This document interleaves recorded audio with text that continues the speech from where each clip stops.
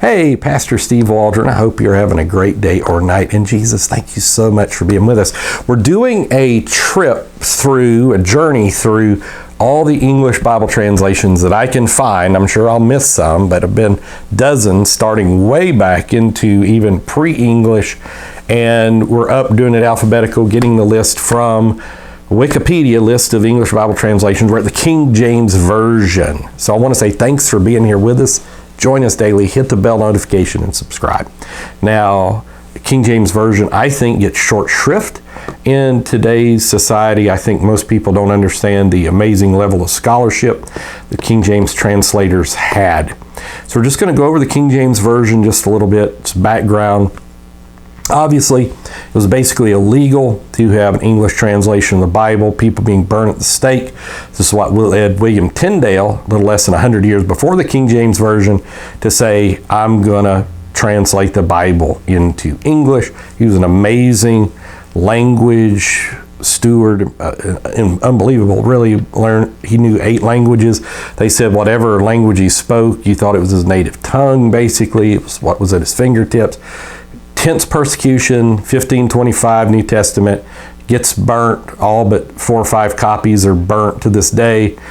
Finally, when he's getting burnt at the stake, October 6, 1536, the King of England simultaneously across the English Channel is saying you can now have English Bibles.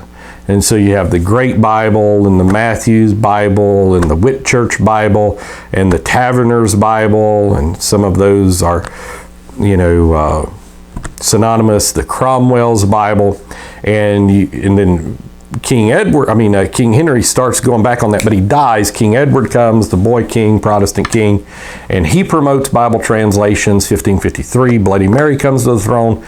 She begins to, first people she kills, Bible translators, And so you had this mass exodus, John Knox, and Fox, the Fox's Book of Martyrs. Others go to Calvin's Geneva. They translate the New Testament into English, 1557, known as the Geneva Bible. 1560, complete Bible under Whittingham. And it's huge, and it's still big to this day.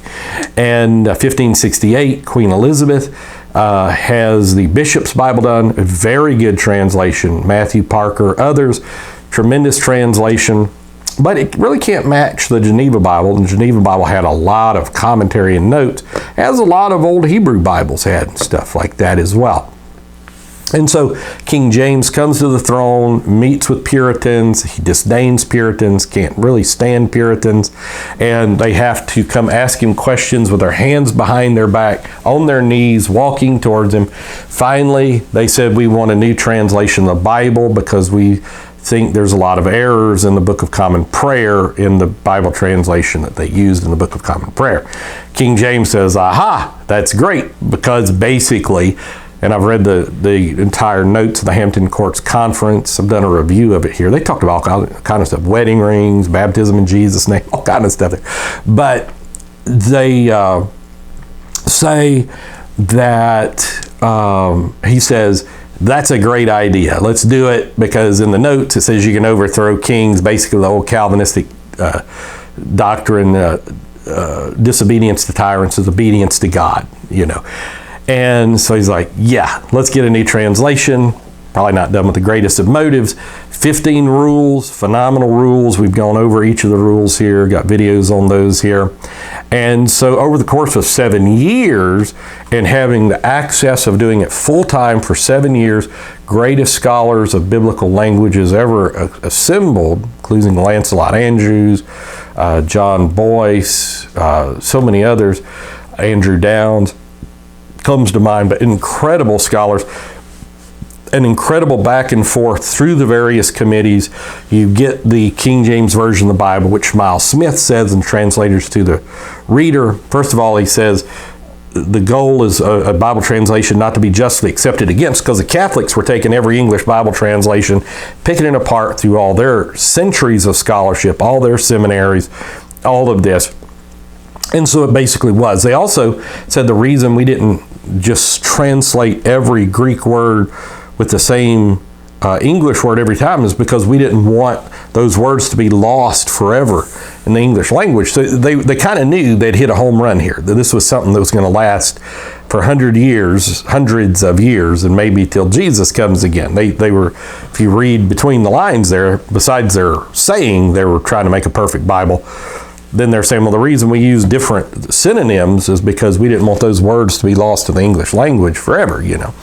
And so, and then it's, you know, a billion bestseller. I think it was Winston Churchill that said like 900 translations of the Bible are actually based on the King James. Now, there's a lot of pushback on those figures, but it is a fact that sometimes when the British Bible societies would go around the world and the sun never set, if they didn't have access to Hebrew or Greek, that they would just translate into native languages or even create a native language straight from King James Version of the Bible.